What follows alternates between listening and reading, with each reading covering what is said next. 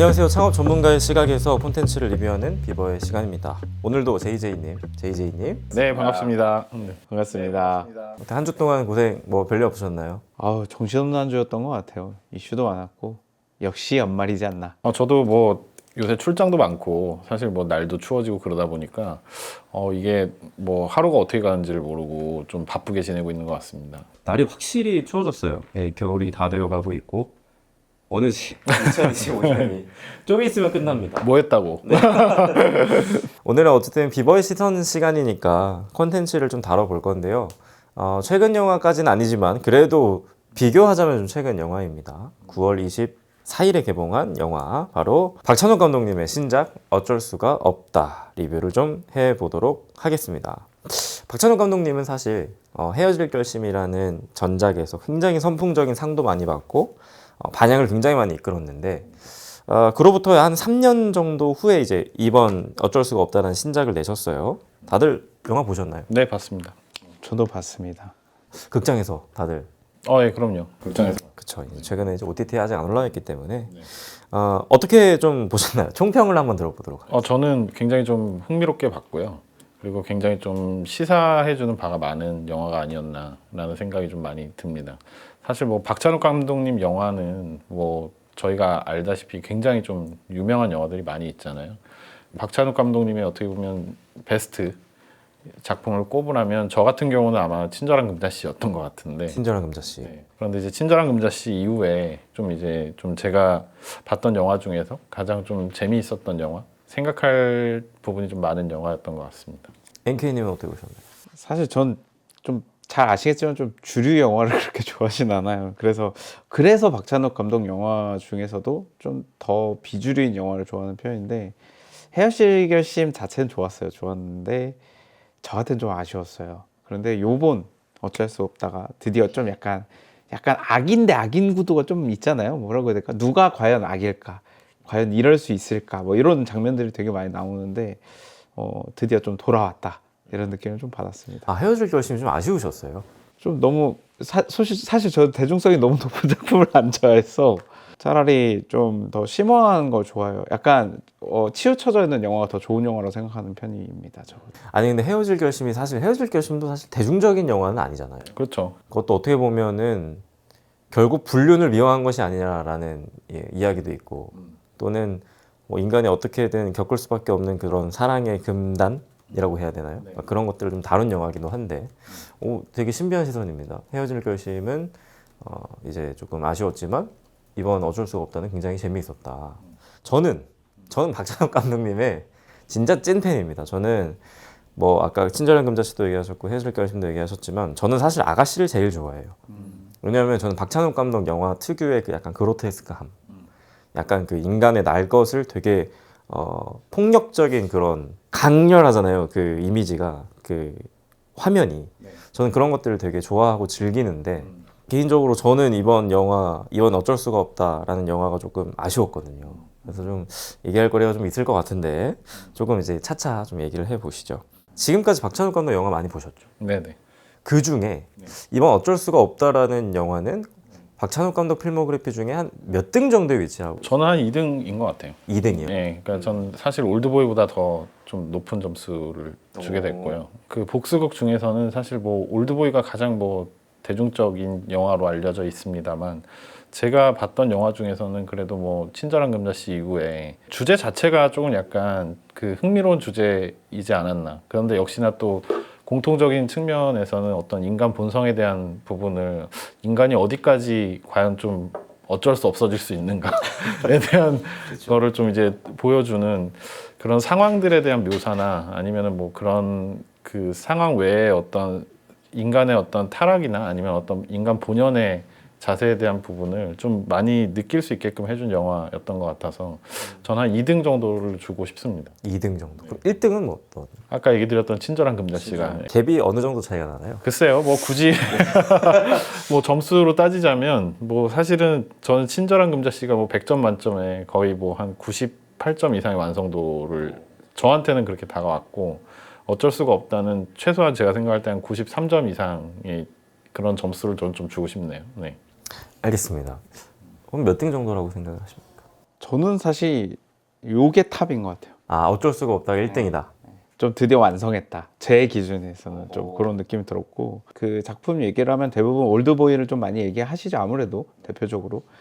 근데 저는 올드보이나 금자씨 같은 경우에는 좀 현실적이다라는 느낌이 좀 더 드는 파트들이 많았어요. 실제 있을 수도 있겠다라는 느낌이라면 그렇지 않은 영화를 좀 더 좋아하는 것 같아요. 대표적으로 저는 박쥐도 되게 좋아했었는데, 어찌할 수가 없다는 그래도 조금 더 현실성이나 사회의 어떤 메시지 이런 것들 좀 많이 포함하지 않았나? 라는 생각이 들었어요. 그래서 드디어 옛날에 어떤 좀 있을 법한 이야기와 뭐 그런 사람의 본연의 무언가로 쭉 빠져드는 이 두 가지가 좀 합쳐진 게 아닌가라는 생각이 좀 들 정도로 개인적으로 굉장히 만족스러웠습니다. 오, 저는 사실 한 5등 정도예요. 지금까지 박찬욱 감독님의 영화 중에서. 왜냐면 두 분 다 어쨌든 올드보이보다 높이 평가를 하셨는데 저는 올드보이랑은 조금 비교할 수 없는 영화라고 개인적으로 생각을 했어요. 왜냐하면 그 박찬욱 감독 영화에 대한 팬들이 가지고 있는 시선, NK님처럼 뭐 그런 시선도 있을 수 있겠지만 저는 박찬욱 감독 영화를 지금까지 좋아했던 팬들은 이번 영화를 조금 심심하다. 조금은 그동안의 매력이 조금 달라졌다라고 봤을 수도 있는 영화라고 생각을 했거든요. 뭔가 장면에 대한 강렬함 이런 것도 물론 있었고 색감에 대한 이런 표현들, 뭐 이런 좋은 미장센들 이런 건 물론 있었지만 그 안에서의 이제 스토리에 대한 개연성이라든지 개인적으로는 영화 해석을 찾아보기 전까지는 이 영화가 의미하는 바를 100% 다 이해할 수는 없었거든요. 그래서 그런 부분에 있어서는 오히려 올드보이나 뭐 친절한 금자씨나 아가씨나 이런 것들이 그 영화적인, 그러니까 박찬욱 감독 영화적인 측면에서는 저는 더 좋았다라고 생각이 들었거든요. 자, 이제 좀 찬찬히 좀 영화 얘기를 좀 한번 해 보시죠. 이 영화의 줄거리를 조금 정리를 하겠습니다. 스포가 있을 수 있으니까 혹시 영화를 아직 보지 않았더라면 좀 이 부분은 넘겨주시고 시청을 부탁드릴게요. 25년 경력의 제지 전문가, 종이를 만드는 사람입니다. 그분이 바로 만수예요. 이병헌이죠. 이분이 갑자기 회사에서 해고가 됩니다. 갑자기 이 회사에서 잘리게 돼가지고 그 전까지 영화에서는 만수가 굉장히 잘 살고 있는 모습이 막 표현이 돼요. 2층 집에서 마당이 쫙 깔려진 곳에서 이제 와이프랑 아이들과 함께 고기도 구워 먹고 하는 장면이 연출이 되죠. 강아지도 2마리 있죠 또. 그렇죠. 근데 갑자기 이 회사에서 쫙 잘리게 되면서 이 모든 행복은 순식간에 날아가게 되죠. 그래서 이 하루아침에 실직자가 되면서 이 갖고 있는 모든 걸 잃어버렸는데 그래서 어쨌든 만수는 이 행복을 다시 누려야 한다라고 생각을 합니다. 그래서 재취업에 도전을 하고 재취업을 하면서 여러 가지 사건 사고가 일어나게 되죠. 그게 이 영화의 주된 내용입니다. 원래 이 영화는 도널드 웨스트레이크의 소설 X라는 원작이 있는 영화고요. 그 안에서도 좀 각색이 많이 들어갔다고는 하는데 하지만 이 박찬욱 감독님이 이 영화를 만들겠다, 언급했다라고 한 거는 되게 오랜 시간이 되었어요. 한 10년이 넘었다고 하죠. 그래서 필생의 프로젝트라고도 많이들 인터뷰에서 말씀을 하셨는데 저는 뭐 사실은 박찬욱 감독님의 영화 중에서는 조금 평가가 낮지만 다른 이제 뭐 영화평 같은 걸 찾아보면 좋은 영화였다. 저마다 이제 주는 이제 메시지 같은 것들이 다 다르게 표현이 되더라고요. 좋은 영화라고 표현도 되시고. 그래서 각자 좀 가장 재미있게 봤던 영화 포인트가 어디였는지를 한번 얘기해 보면 좋을 것 같은데 제이제이님은 어떠세요? 저는 사실 이 영화를 보는 내내 러닝타임이 2시간이 넘었는데도 지루하다는 생각이 좀 하나도 안 들었던 것 같습니다. 그러니까 일단은 뭐 굉장히 많은 장면들이 좀 스쳐 지나갔고 굳이 특별히 좋았던 장면을 좀 뽑자라고 하면 사실 저는 마지막 장면이 제일 좀 인상적이었거든요. 그러니까 이제 뭐 줌아웃이 되면서 사실은 뭐 그 인간이 어떻게 보면은 좀 그 안에서 약간의 어떤 기계 장치의 부품처럼 일을 하고 있고 너에게는 굉장히 큰 사건이었지만 뭐 벌목 현장에서의 어떤 산업은 또 그대로 돌아가고 있다라는 걸 약간 시사하는 그런 메시지가 있었는데 영화를 보는 내내 굉장히 많은 장면들이 좀 데자뷰가 좀 됐던 것 같아요. 뭐 이를테면은 뭐 제가 예전에 읽었던 뭐 김승옥 작가의 뭐 서울 1964라는 소설이라든지 아니면 뭐 전후문학이지만 뭐 이범선 작가님의 오발탄이라든지 그러면서도 또 뭐 약간의 뭐 어떤 서브프라임 모기지 사태에서 있었던 그런 사건들도 조금 어느 정도 이제 좀 오버랩이 좀 됐었던 것 같고요. 그리고 뭐 그 외에도 뭐 너무나 잘 아시는 뭐 약간의 뭐 찰리 채플린이 주연으로 나왔던 모던 타임즈 같은 영화도 좀 어떻게 보면 그런 영화적인 요소가 다 좀 담겨져 있지 않았나라는 생각이 좀 많이 들었었거든요. 겉으로 씌워진 어떤 프레임 자체는 뭐 자본주의 안에서 인간의 본질적인 속성이 뭐 어디까지 추락할 수 있는가, 뭐 그리고 뭐 중산층 가정의 가장이 생존을 위해서 어떤 선택까지 할 수 있는가, 그 선택에 대한 어떤 악이나 선에 대한 거의 평가는 좀 대중들한테 맡겨둔 게 아닌가, 그런 거에 대한 심리적인 어떤 반대급부가 보는 내내 누군가에게는 불쾌했을 수도 있지만 저는 보는 내내 어떤 생각이 들었냐면은 생존을 위해서 몸부림치는 처절함이라는 게 인간이 동물하고 다르지 않고 생존을 위해서는 뭐든지 할 수 있는 뭐 또 하나의 어떤 동물적인 그런 본능이 있는 게 아닐까라는 그런 생각이 좀 많이 들었거든요. 그 시스템이라는 건 물론 좀 다르겠지만요. 제이제님이 보시는 이 영화의 전체적인 주제 의식은 이제 자본주의 안에서 인간이 어디까지 할 수 있는가. 그게 어떻게 보면 큰 스트럭처였던 것 같습니다. 그 스트럭처 안에서 제가 생각할 때는 그 내부적으로 뭐 각각의 어떤 사건과 갈등 구조와 인물들 간에 그리고 또 뭐 어떤 시스템과 그런 것들이 복합적으로 이루어지면서 많은 흥미로운 이야기들이 그 안에서 또 발생을 했거든요. 뭐 절도라든지 살인이라든지 불륜에 가까워 보이는 약간 뭐 불륜이라고 오해할 수 있는 뭐 그런 일들이라든지 이런 어떤 사회적 현상에서 이루어질 수 있는 모든 문제들에 대한 문제의식을 좀 제기하지 않았나라는 생각이 좀 들었었어요. 저도 그 사회 시스템 얘기를 굉장히 많이 하고 있다고 생각해요. 이건 아마 세 분 다 똑같이 생각을 하실 것 같아요. 자본주의라든지 어떤 프롤레타리아의 어떤 삶이라든지 뭐 사실 이런 궤를 하고 있는 콘텐츠들은 많긴 했었거든요. 근래에 뭐 넷플릭스에서 선풍적으로 인기 끌고 있는 뭐 서울 자가 가지고 있는 대기업 다니는 김부장, 이것도 훨씬 더 이쪽이 좀 더 친화적인 형태로 연출을 했다고 생각하는데 크게 차이는 없다고 생각했어요. 시스템에 대해서 얘기하는 건.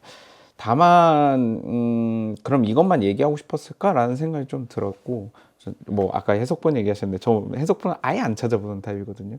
그리고 영화 보고 나면 저 혼자만의 해석을 한 다음에 그걸 어디다가 이렇게 마음속에 간직해 놓고 그러고서 끝나요. 그러고 나면 저는 좀 감각형이라서 그런 게 있었지 하는 타입이라서 조금 해석이 다를 수도 있을 것 같은데 좀 그런 얘기를 하고 싶었던 것 같아요. 되게 슬픈 얘기인데 대부분의 사람들은 내가 대체되거나 살아남기 위해서 살인을 하고 있는 주인공 이병헌을 보고 있었던 것 같아요. 근데 그러면 이병헌 나쁜 인간일까? 라는 거에 대해서 좀 생각해 볼 부분인 게 초반에 매우 적극적으로 그 프롤레타리아의 수장이 되어서 자기가 나서서 얘기한다고 하죠. 노조위원장이었죠. 노조위원장이죠, 일종의. 예. 근데 더 슬픈 건 뭐냐면 그 노조위원장이 마치 그들을 대변하는 듯 했지만 결국 그 자신도 자기 혼자 살아남은 사람이 돼버렸거든요. 우리 시대의 자화상을 좀 얘기하는 것 같고, 다른 쪽으로 생각이 든 거는 시스템 탓하지 말고 너가 나가서 한번 해봐 라는 느낌도 받았어요. 뭐든 간에 행동을 해봐. 그게 어떤 형식이 됐던 한번 해봤으면 좋겠어. 너가 주체적으로 했으면 좋겠어 라는 얘기가 좀 들어있다는 생각이 들었는데, 이 이야기는 뒤에서 조금 더 저 한번 풀어볼게요. 제가 생각한 해석들이 좀 있는데 그 얘기를 한번 해보겠습니다. 본격적으로 각자가 이제 바라보는 시선들이 다 다르니까 자신만의 해석을 좀 한번 이야기를 해보도록 하죠. 저 먼저 하겠습니다. 저는 사실 영화를 보면 대작이잖아요. 어떻게 보면 이런 뭐 박찬욱 감독님, 뭐 봉준호 감독님, 뭐 이창동 감독님 이런 분들은 사실 거장들이시니까 영화를 되게 단순하게 만드시는 분들은 아니라고 저는 생각을 하기 때문에 저명하신 평론가님들의 해석을 조금 찾아보는 편이에요. 네, 이동진 평론가님이라든지. 그래서 보고 나서 이제 좀 정리가 됐었어요. 왜냐면 제가 처음 영화를 봤을 때는 저게 무슨 의미가 분명 있을 것 같은데 제 머릿속으로는 쉽사리 해석이 되지 않는 뭐 그런 것들이 좀 있었거든요. 저는 어떻게 느꼈냐면 아까 그 제이제이님이랑 말씀하신 거랑 되게 비슷했어요. 자본주의가 우리가 이제 돈이 없으면 사람이 살아갈 수가 없는데 기존에 갖고 있던 부를 더 이상 축적하지 못하는 상황에 놓여졌을 때 사람이 얼마나 낭만을 잃어가는가에 대한 그 얘기라고 생각을 했어요. 그래서 만수가 원래는 되게 낭만도 있고 그 분재도 키우고 이러면서 유유자적한 삶을, 이렇게 풍족한 삶을 살다가 이 사회라는 정말 정글에 땅 떨어지고 나서는 저는 물론 이제 영화에서는 살인이라는 되게 극단적인 장면으로 이제 표현이 됐죠. 극단적인 도구를 썼죠. 설정과. 예. 근데 이게 우리 사회에서는 사실은 한 명을 뽑으면 나머지 지원자들을 이겨야 뽑히잖아요. 전 그거를 되게 그 영화적으로 표현했다고 생각을 했는데 거기 보면 맨 첫 번째 그 저 몇 개고 그분 누구시죠? 배우 이성민 배우님. 이성민 배우님을 처음에 죽이잖아요. 사실 본인이 죽인 건 아니죠. 네. 그 저기 이성민 배우의 와이프님이 죽였죠. 간접적 타살이죠, 약간. 근데 보면 이제 이면이 사실 그 제지회사를 떠나고 나서도 제지에만 몰두를 하잖아요. 제지회사 똑같은 제지회사로 다시 재취업을 하려고 하는데 그 모습이 똑같이 이성민이 있었어요. 그래서 그를 죽이면서 약간 이 제지에 대한 이 집착, 이 제지에 대한 이 올고즘 이런 것들을 하나씩 저는 없애나간다고 생각을 했거든요. 그러니까 이병헌이라는 인간이 가지고 있는 어떤 그 낭만 같은 거를 살인을 통해서 하나씩 지워나간다고 생각을 했어요. 그래서 그 다음은 차성원이었죠. 차성원은 이제 딸내미, 가족에 대한 그런 정과 뭐 이런 연민 이런 것들을 또 좀 살인을 하면서 그런 것들을 하나씩 없애나간다고 생각을 했고 마지막은 사실 안 죽일 수 있었어요. 왜냐하면 새로 취업하려고 하는 공장의 공장장이었는데 너무 혼자 일하니까 힘드니까 사람을 하나 늘려달라 식으로 접근을 했고 그 접근이 좀 잘 맞아 떨어져 가고 있었거든요. 둘이 즐겁게 술도 마셨고 그럼에도 불구하고 그분을 죽여버리죠. 더 확실하게 하기 위해서. 너도 결국 똑같을 거야 임마 라는 생각으로 죽이고 되게 잔인하게 사실 막 토막도 내고 하죠. 그래서 그런 부분들이 저는 결국에는 만수가 그 죽은 그 공장장 자리에 들어가잖아요. 쟁취를 한 거죠 어떻게 보면. 근데 그 쟁취하는 과정이 굉장히 깨끗할 수는 없다. 또 그 박찬욱 감독님이 이런 질문을 좀 사람들한테 좀 던진 것 같아요. 너는 안 그럴 것 같아? 너는 과연 이병헌의 그 시점이 되면 안 그럴 것 같아? 넌 다른 사람들을 안 밟고 지금까지 사회생활했어? 라는 거를 마치 물어보는 듯한 그런 생각이 좀 들었습니다. 그래서 저는 보면서 이거는 그 누구도 돌을 던질 수는 없다 만수에게 라는 생각을 했습니다. 현대인이라면. 그리고 뭐 하나 더 뭐 여러 가지 해석이 있지만 뭐 다 얘기하면 뭐 좀 그렇고 하나 더 되게 인상 깊었던 부분을 얘기하면 전 손예진이었어요. 그러니까 그 이병헌의 와이프죠. 좀 완벽한 인물이에요. 왜냐면은 일단 저는 이혼녀고 그리고 만수의 자식 하나가 이제 만수의 직접적인 자식은 아니잖아요. 그렇죠? 그래서 그런 걸 보면 이미 손예진은 모르긴 몰라도 과거에 이런 뭐 위기, 가정의 위기나 이런 것들을 많이 겪었던 것으로 지금 극 중에서 표현되고 그래서 갑자기 이 경제적인 타격이 왔을 때 손예진이 갑자기 본인이 일을 하러 나가고 되게 당황하는 모습을 보이지 않고 아이들에게 착착착착 이 가정의 이제 코스트를 줄이자. 또 넷플릭스 이제 안 돼. 이런 건 장면이 나오잖아요. 그래서 그런 걸로 봤을 때는 오히려 손예진이 갈팡질팡하는 만수르와 대비해서 굉장히 이런 위기에 대처하는 의연한 모습을 보여줬다라는 생각이 좀 들었고 보면 손예진도 사실 올바른 방법만 썼던 건 아니었어요. 왜냐하면 그 집을 팔라고 했었잖아요. 근데 이웃집 남자인가 그 아들의 친구의 남편이죠. 그렇죠. 그분이 오셔가지고 막 좀 껄떡거리죠. 뭐 좀 이렇게 침대도 이렇게 푹신푹신. 좋네. 막 이렇게 하면서 좀 껄떡거리는데 거기서 되게 진절머리를 냈다가 나중에 아들이 사고 치니까 그 남편이 이제 합의를 해줘야 되는 상황이 오다 보니 거기서 이제 뭔가 속옷을 벗는 올바른 방법은 아니지만 또 나름대로의 위기를 헤쳐나가려고 하는 모습을 보여줌으로써 저는 손예진이라는 캐릭터도 굉장히 인상 깊었다라고 생각이 들었습니다. 어떻게 해석을 하셨나요? 근데 뭐 지금 말씀하신 부분이 그 보는 이한테 모두 다 좀 그런 생각을 하게끔 만든 장면들이었던 것 같아요. 그러니까 범죄라고 하는 게 직접적 살인만이 범죄인가, 뭐 방임이나 방조는 범죄가 아닐 수 있는가, 방조를 하는 것 자체가 그게 잘못된 것인가. 보통 이제 저는 사실 좀 그런 생각이 많이 들었던 게 보통 우리가 일반적인 가정에서 보면은 어떤 가족 구성원이 그게 비단 가장이 아니라고 할지라도 나의 가족 구성원이 누군가가 잘못을 했다. 그러면 저희가 이제 뭐 전통적인 이제 뭐 우리나라에서 좀 이제 교육을 받고 자란 세대들 같은 경우는 그래도 가족은 감싸줘야 된다. 그렇죠. 라는 게 이제 좀 도덕적인 헤게모니죠. 그러니까 이제 좀 분명한 건 뭐냐면은 내 가족일 때는 상관이 없는데 감싸줘야 되는 게. 그러니까 이제 좀 그런 시선을 좀 보여주고 싶지 않았나 싶어요. 이제 박찬욱 감독이. 그럼 남의 가족이 감독이 저렇게 하는 거에 대해서는 그럼 너희들은 그걸 사실 두둔할 수 있느냐. 사실 그리고 그게 나의 경우가 된다면 그럼 과연 너는 어떻게 하겠느냐. 너희 집에 누군가가 그게 꼭 가장이 아니라고 하더라도 그렇게 누군가가 범죄를 저지르고 있는데 네가 그거를 묵살하거나 아니면 혹은 암묵적 동의에 대한 의사표명을 했다라고 했을 때 그거에 대해서 너는 잘못이 없다고 이야기할 수 있느냐. 그런 것들에 대한 어떤 시사점이 좀 굉장히 좀 컸다고 생각을 하고 그러면서 좀 그런 장면이 나올 때마다 예전에 좀 이제 그 김기덕 감독님 작품 중에 사마리아라는 영화가 있습니다. 근데 이제 그 영화에서도 사실 학생 원조 교제에 대한 부분이 그게 아니면 살 수 없었던 어떤 학생에 대한 이야기가 좀 전개가 되면서 그런 부분에서의 그 과연 너희들은 이 상황에 있는 저 주인공에게 돌을 던질 수 있느냐라는 거를 좀 되게 많이 좀 시사하는 바가 있었던 그런 영화거든요. 그래서 저는 이 영화가 제가 아까 한 2시간이 넘는 시간 동안에 지루할 틈이 없었다고 얘기를 드렸는데 그 지금 MS님이 얘기하셨던 그런 파트에서는 저 스스로가 좀 그런 생각을 좀 해봤던 것 같습니다. 내 가족이었다면 어땠을까? 혹은 다른 가족 구성원이 저렇게 하는 거를 내가 목격했다면 혹은 목도했다면 내가 가만히 있는 것 자체가 도덕적으로 그 옳음이라고 할 수 있는가?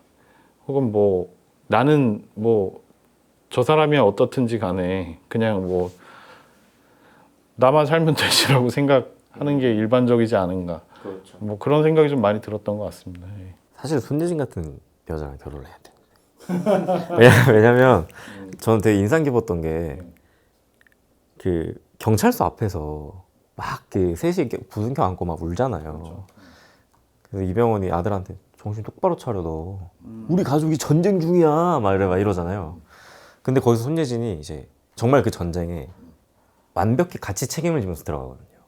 그러긴 좀 멋있었다. 그러니까 뭐 살인의 유무고 범죄의 유무고 떠나서 하나의 목표를 가지고. 하나 확실한 건 오늘 뭐 살인을 두둔하는 자리는 절대 아니라는 거. 영화 얘기를 하고 있습니다. 영화 얘기를. 좋았습니다. 네. 저는 반대로 좀 해석이 항상 다르다고 했잖아요. 사실 전 표면적으로 보이는 해석은 별로 중요시하게 여기진 않는 것 같아요. 가족주의적인 부분 분명히 있었습니다만 왜 이 프레임을 만들었을까? 왜냐면 대비되는 프레임이 계속 나와요. 예를 들어서 손예진이라는 인물이 이병헌을 바라보았을 때 어떤 행동을 하냐면 포용해주고 자기가 감당할 수 있는 걸 하고 아닌 것들은 너가 자율적으로 할 수 있게 뭐라고 해야 되죠? 지지해주는 아까 말하는 전폭적으로 자기가 할 수 있는 거 다 하면서 하지만 자기가 못하는 거에 대해서는 믿고 기다려주는 모습들 보여주잖아요. 근데 사실상 이병헌하고 같은 인물이라고 할 수 있는 그 대비되는 위치에 있는 사람의 와이프인 여매란 씨 같은 경우에는 비슷한 것처럼 보여져요. 그러니까 너 안 해도 돼 일, 재지 일 안 해도 돼, 음악 카페를 해도 돼 라고 하거든요. 이게 마치 손예진하고 비슷하게 보이는데 결국 결론은 총구를 들이대죠. 그리고 마지막에 보면은 이게 약간 사실은 이거는 이 세 남자는 이병헌이 아닌가라는 생각이 이게 순서가 아닌가라는 생각이 들 정도로 그렇게 가족 관계에 대한 변화에 대해서 얘기가 계속 나오거든요. 그래서 저는 손예진은 여기에 적극적으로 참여하는 인물이 아니라 외부인이라고 좀 생각을 했던 것 같아요. 완벽한 외부인이고 예를 들면은 이병헌이 주인 이야기 거기에 손예진이라는 사람은 이상적인 외부의 파트너, 조력자 혹은 외부에 있는 약간 방관자 역할을 하고 있지 않나? 라는 생각을 조금 했어요. 방관자? 그러니까 여기서 말하는 방관자라 함은 결국 해야 되는 거는 이병헌이다.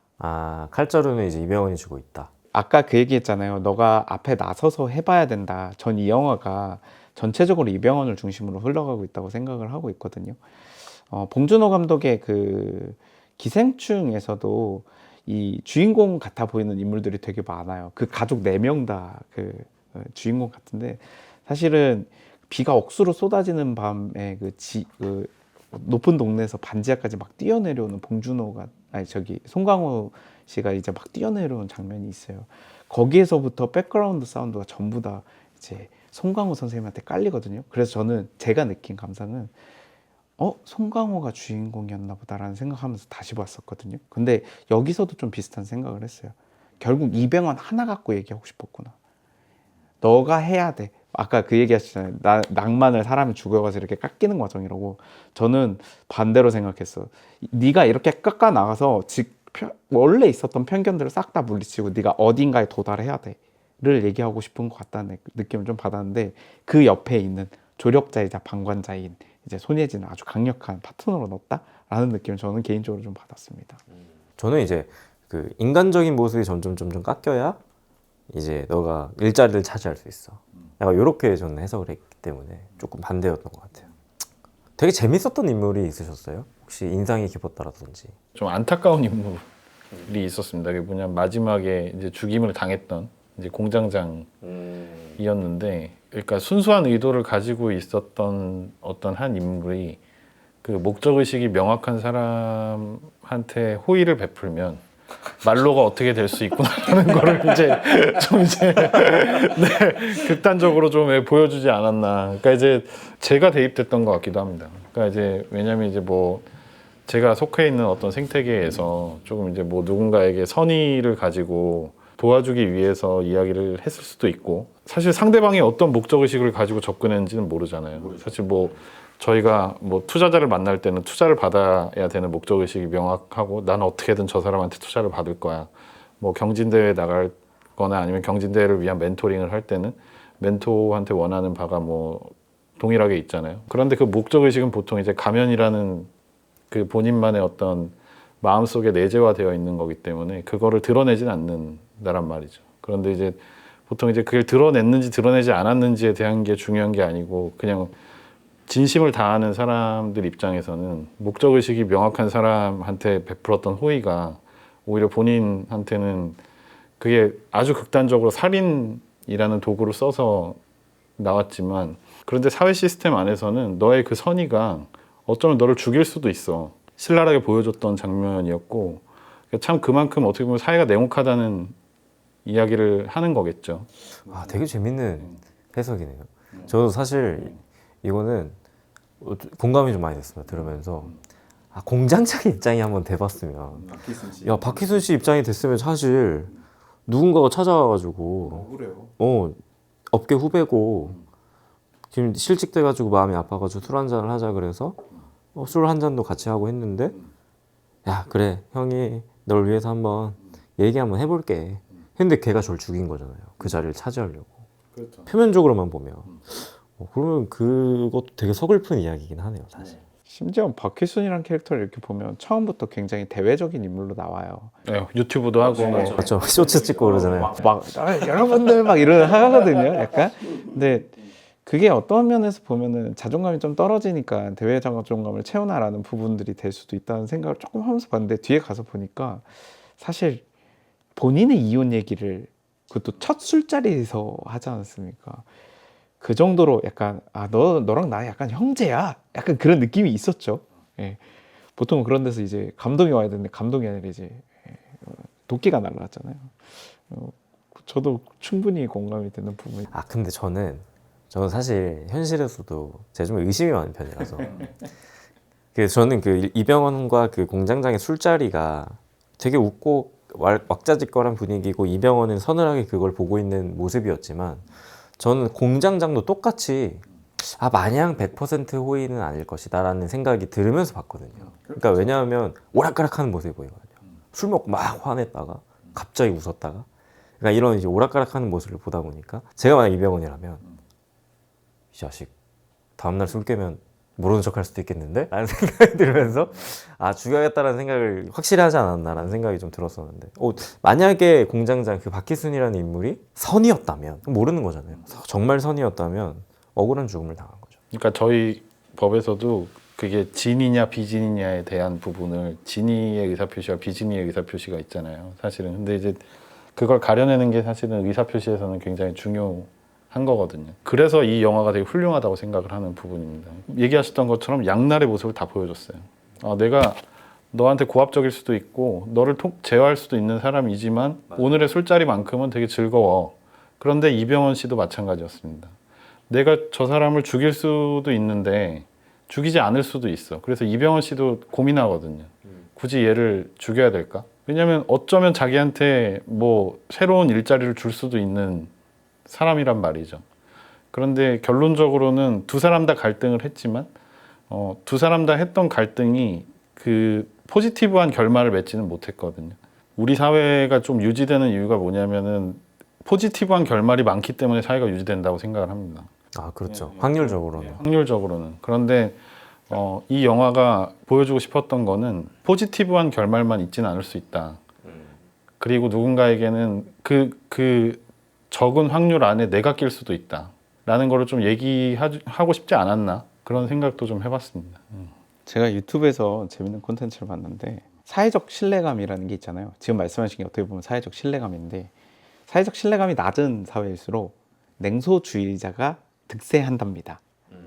사회적 신뢰감이 높은 사회일수록 냉소주의자는 득세하지 못한다고 해요. 그러면은 우리나라 어느 정도 위치에 있냐라고 이렇게 보면 점수상으로 조금 아주 낮진 않지만 낮은 편에 속한다라고 하더라고요. 그러면은 다들 그런 생각할 거예요. 제일 유리한 카드는 냉소주의자니까, 그러니까 의심하고 빼앗아서 내가 테이킹하면 된다라고 생각할 수도 있는데 5%의 합리주의자들이 있으면 그들이 바꿔놓을 수 있다고 하더라고요. 점점 더 이렇게. 냉소주의자의 반대가 합리주의자인가요? 합리주의자가 아니라 희망찬 회의론자라고 합니다. 하여튼 뭐 여기선 개념이 그러한데요. 이 회의론자는 자기한테 먼저 베푸는 걸 우선적으로 하고요. 사회적 신뢰도가 높은 사람인 거죠. 상대방한테 호의를 베푸는데 상대방이 이제 나한테 자기의 이득만을 위한 카드를 꺼내면 본인도 단죄를 하는 거예요. 그 다음 턴에는. 하지만 그게 지나간 그 다음 턴에는 다시 이제 믿어주는 거죠. 그런 사람이 5%만 있어도 사회가 점점 바뀌어서 더 희망차고 사회적 신뢰도가 높아진다는 그런 얘기가 있는데 지금 그 말씀하신 이야기가 제가 봤던 콘텐츠랑 좀 연결이 많이 돼서 공감이 됩니다. 일반적으로 조금 이제 저희가 이야기하는 그 부자학이라는 교육이 있어요. 그러니까 이제 뭐 현대 사회에서 어떤 뭐 부자학 원론이라는 것도 있고 이게 뭐 정식 교육은 아니고 이제 뭐 민간 단체에서 부자학? 네, 부자학이라는 게 있습니다. 뭐 포털에 찾아보시면 아마 나오실 건데, 근데 이제 거기서 제일 많이 강조하는 부분이 사회적 신뢰감입니다. 그러니까 이제 그 사회적 신뢰감이라는 게 우리나라에 뭐 부를 이뤘던 뭐 자산 뭐 100억 이상, 뭐는 뭐 200억 이상의 부자들이 어떤 사회적 태도를 가지고 있는가에 대해서 조사를 해봤더니 먼저 베풀고 먼저 호의를 누군가에게 하고 먼저 내가 가지고 있는 걸 주려고 한답니다. 저희 스타트업 생태계에도 약간 기브 퍼스트라는 문화가 있어요. 근데 이제 선배 기업들이 뭐 이제 후배 창업자들한테 뭐 먼저 베푼다. 그런데 사실은 큰 부를 이뤘던 사람들 같은 경우는 누군가에게 어떤 대가를 바라지 않고 본인들이 가지고 있는 사회적 태도 자체가 사회적 신뢰감을 만들기 위한 어떤 밑바탕으로서 그런 태도를 취하고 있는데 이런 의도는 감독님께는 아마 없었을 것 같다는 생각은 듭니다. 그런데 공장장도 큰 부를 이룬 사람은 아니었고 그리고 이제 뭐 만수도 큰 부를 이룬 사람은 아니었지만은 두 사람 중에 누가 좀 사회적인 어떤 그 계층에서 놓고 봤을 때 우열한 위치에 있느냐라고 놓고 봤을 때는 공장장이잖아요, 사실은. 그렇죠. 네, 왜냐하면 베풀 수 있는 게 더 많은 사람이니까.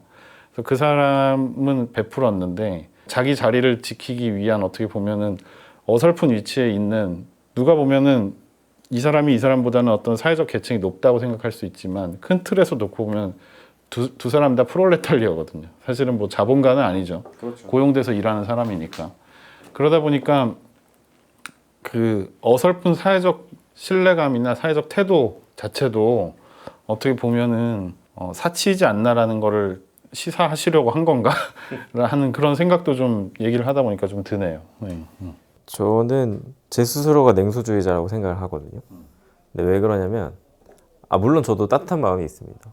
호의도 먼저 베풀려고 노력을 많이 하는데 근데 그 한 번의 눈탱이가 너무 피해가 커요. 제가 태어나서 처음 사기를 당했던 게 뭐냐면 집에 컴퓨터 고장이 났어요. 어렸을 때. 안 되는 거예요, 게임이. 모니터도 안 나오고. 그래서 아저씨를 불렀어요. 컴퓨터 아저씨를. 근데 왔더니만 출장비도 안 받더니만 본체를 들고 가시는 거예요. 가서 수리를 하겠다. 보통 그렇죠. 아 그때 몰랐죠. 왜냐면 제가 와서 저 컴퓨터 아무것도 몰라요 말 그랬거든요. 옛날엔 그런 일이 워낙 많았죠. 한 3일 있다 준대요. 갖고 왔어요. 갖고 와서 뭘 어떻게 고쳤대요. 그래서 돈도 주고 20만 원인가 뭘 줬어요. 근데 그 이후로 컴퓨터를 해보니까 게임이 전에는 잘 되던 게임이 막 버벅거리고 렉이 걸리는 거예요. 이상하다. 수명이 다 돼서 그런가 하고 나중에 알고 보니까 거기 안에 있던 좋은 부품을 싹 다 빼가고 어디 이상한 걸 박아놓은 거예요. 저 모르니까 저는.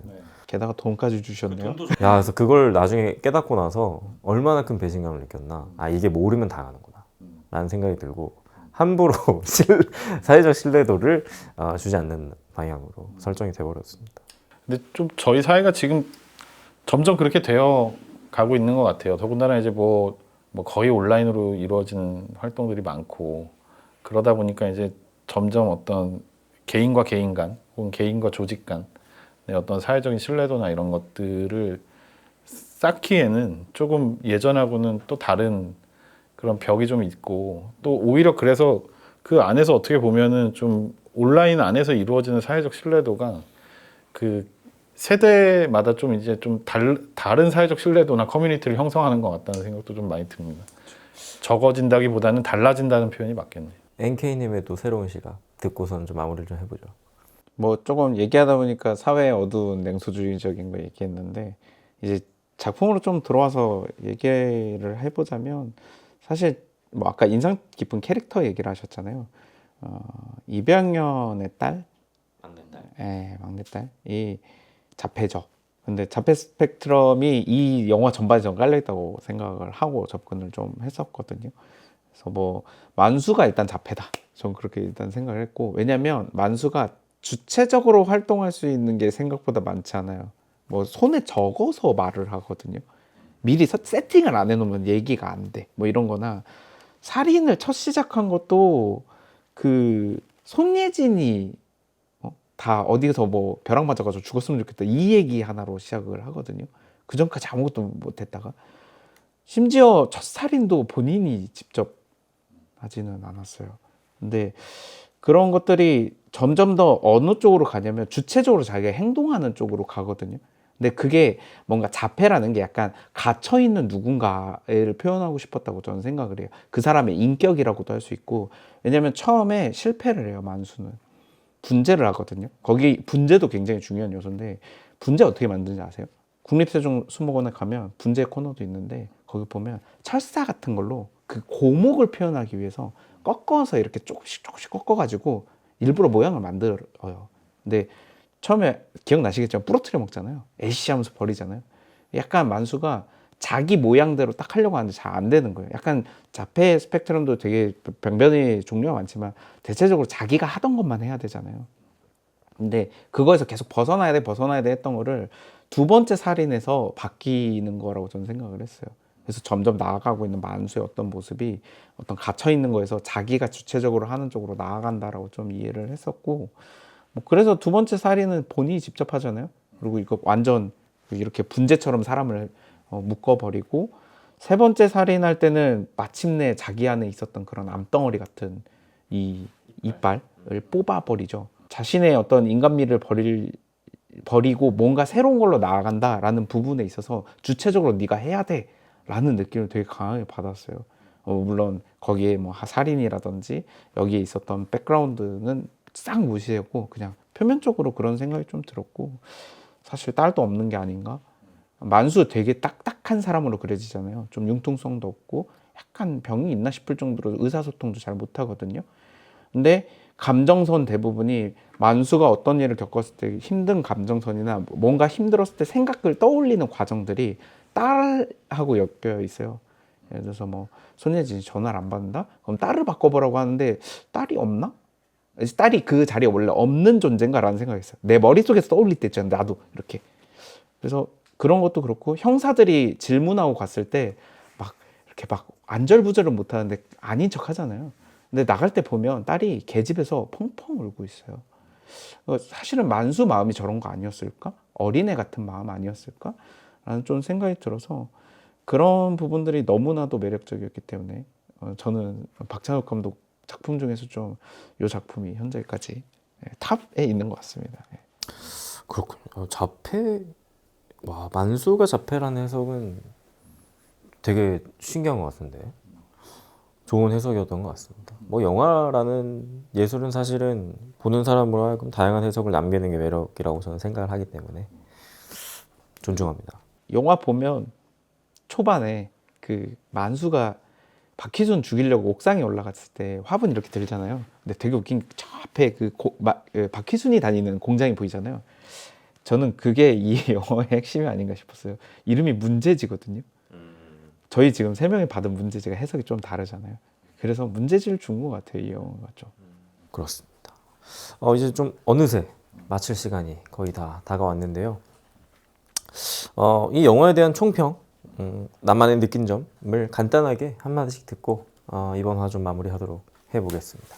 저는 사실 이 영화가 그 나왔을 때 참 인상 깊었던 게 좀 그 영화의 포스터였던 것 같습니다. 포스터가 되게 종류가 여러 가지가 있었는데 계층 사다리라기도 좀 그렇고 어떤 먹이 사슬이라고 하기도 좀 그렇지만 그 포스터의 종류 중에 나무 트리 안에서 뭐 여러 사건들을 다 겪고 결국은 이제 가장 그 상위에 포식자의 만수가 있는 그런 포스터를 봤습니다. 근데 이제 그 포스터가 좀 이 영화를 어떻게 보면은 좀 대변하지 않나라는 생각을 좀 많이 하게 됐던 것 같아요. 그러니까 이제 뭐 사건 사고가 되게 많고 저희의 삶이라는 게 또 그렇잖아요.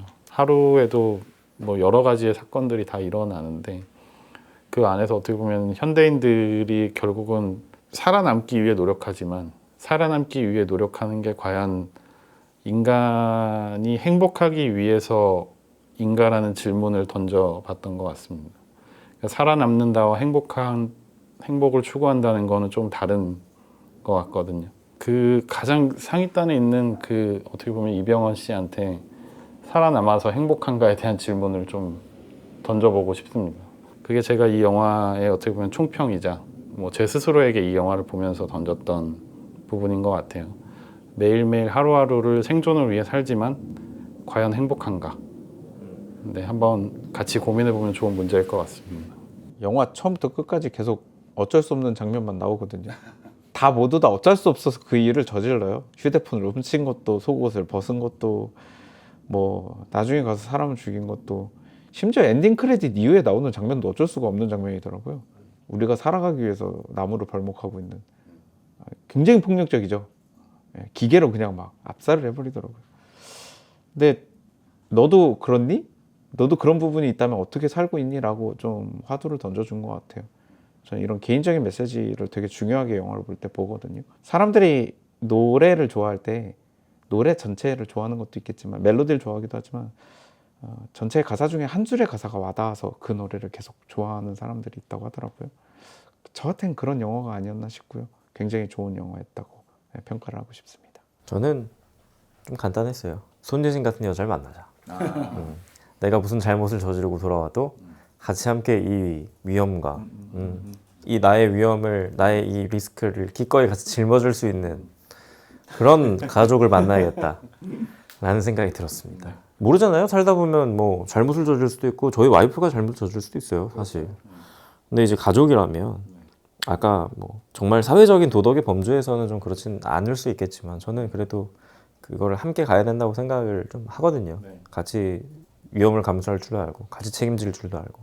어쩔 수가 없다가 아니라 그럴 수도 있지. 그렇죠. 어쩔 수 없이 살아야 되니까. 네, 저는 그 부분에 조금 더 집중을 했던 것 같고 좋은 영화였던 것 같습니다. 좋은 영화였고 제가 아까 조금 평점을 낮게 줬던 건 박찬욱이라서 그랬어요. 조금 더 과격하고 폭력적이고 조금 더 변태 같았으면 어땠을까. 좀 과거의 작품 같이. 기대했거든요. 평점 얘기를 하셨는데 뭐 저희가 보통 5점 만점 하나요? 5점 만점, 또 컨텐츠 마지막 평점 매겨 끝내보죠. 어떻게 몇 점? 저는 뭐 4.5점 주겠습니다. 4.5점. 네. 저는 사실상 만점인데 4.8점입니다. 4.8점. 저는 원래는 사실 3.5점이었거든요. 근데 오늘 이렇게 대화를 나누면서 좀 올라갔어요. 아, 좋군요. 왜냐면 슬슬 더 이해도 더 되는 것 같고 서로의 새로운 시각도 들으니까 3.6점 주겠습니다. 조금 조금밖에 안 올라갔습니다. 그럼 0.5, 0.5. 네. 네, 오늘 비버의 시선 어쩔 수가 없다 편 한번 찍어봤고요. 아직 안 보신 분들이 있다면 그래도 지금 극장에 내려갔을 거예요, 그렇죠? 조만간 또 OTT로 풀리겠죠. 예. 곧 풀릴 테니까 한 번은 꼭 봐주시면 좋은 영화인 것 같습니다. 어쨌든 박찬욱 감독은 우리 영화계에 있는 보물이시니까. 네. 오늘 고생 너무 많으셨습니다. 수고 많으셨습니다. 수고하셨습니다. 감사합니다.